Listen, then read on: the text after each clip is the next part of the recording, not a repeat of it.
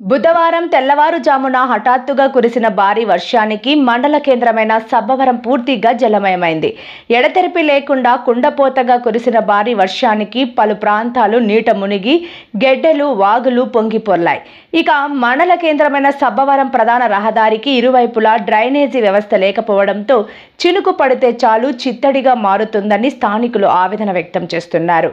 ఎన్ని ప్రభుత్వాలు మారినా మండల కేంద్రమైన సబ్బవరంలో మురుగునీటి పారుదల సౌకర్యం లేకపోవడంతో ప్రధాన రోడ్డుకు ఆనుకొని లోతట్టు ప్రాంతంగా ఉన్న పోలీస్ సర్కిల్ కార్యాలయం చిన్న వర్షానికి కూడా మునిగిపోతోంది. ఇక్కడ 3 రోడ్లు కూడలిగా పిలుచుకునే ఎన్టీఆర్ సర్కిల్ వద్ద వర్షపు నీరు ఎదురు తన్ని చిన్నపాటి కోనేరును మరిపిస్తోందంటే అతిశయోక్తి కాదు.